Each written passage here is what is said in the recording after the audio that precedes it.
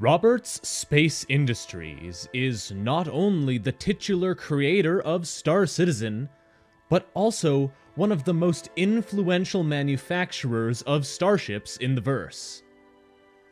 Their catalog contains some of the most interesting and stylish ships around, with the likes of the Apollo, the Polaris, and the Perseus being some of the most anticipated ships among the general player base of the game. Unfortunately, for quite a while, the actual RSI exhibits that we've seen so far at IAE and Invictus have been rather underwhelming, as aside from the Mantis, their only flyable ships have been the Aurora series and the Constellation series. These are, unfortunately, not the most interesting ships to look at, and could probably do with a polish pass sometime soon. Rejoice, friends, for that is about to change. Star Citizen's Alpha 3.17.1 update delivers quite a few interesting things, like Invictus Launch Week and a new dynamic event, but none of that matters right now. You're here for one thing: to look at the much anticipated X-Wing lookalike, the RSI Scorpius.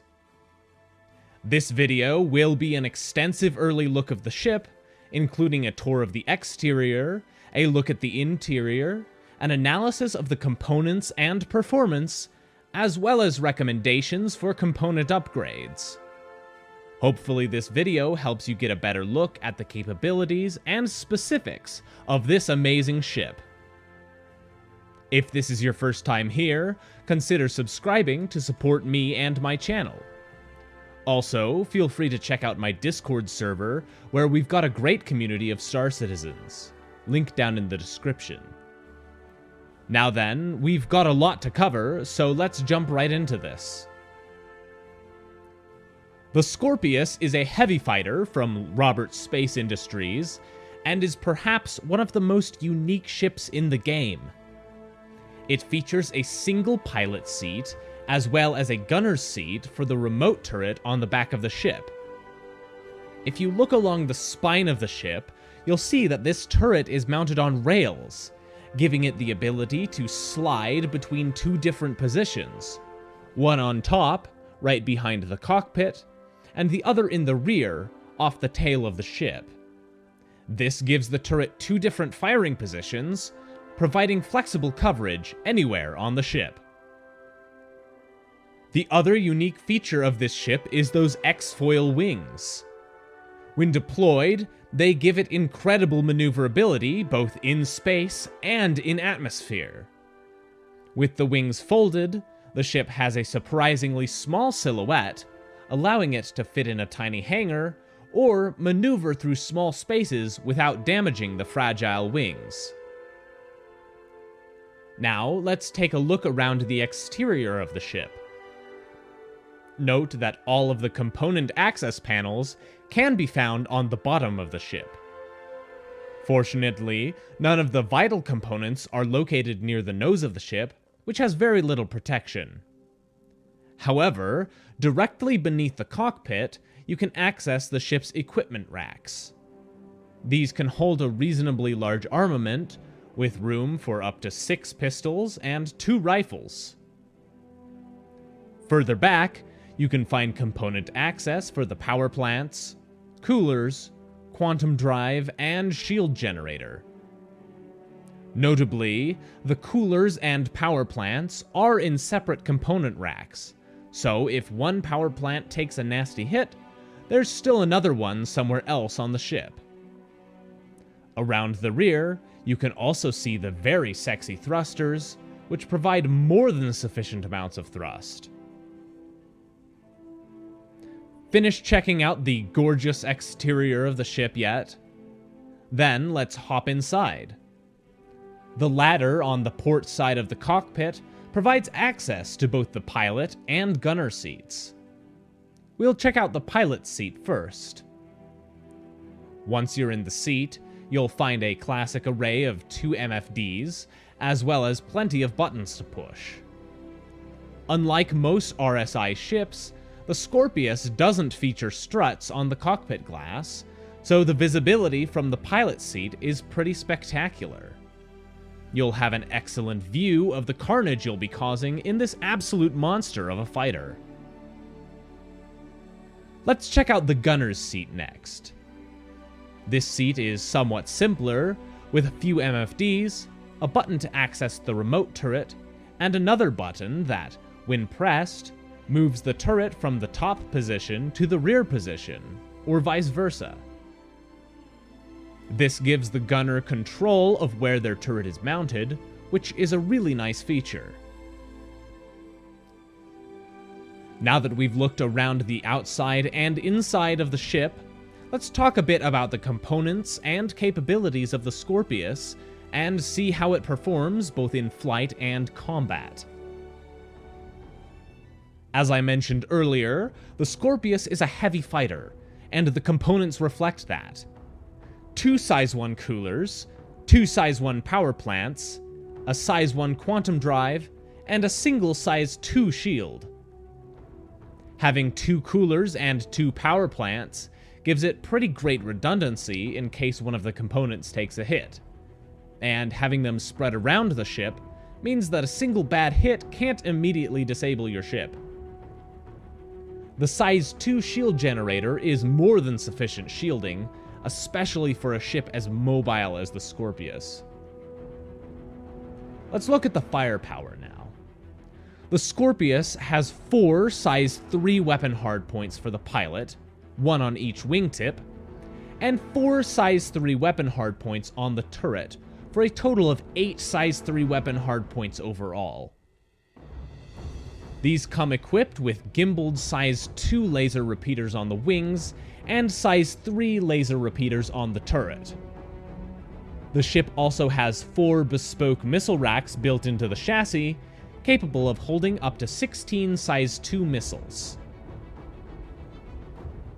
As you can imagine, the Scorpius has pretty insane firepower, and is a contender for one of the best fighters in the game.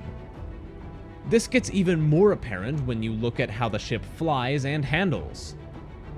It has a handling profile very similar to the Saber, however it has much higher SCM and maximum speeds, ranking among the top 10 or so ships currently in existence for sheer top speed.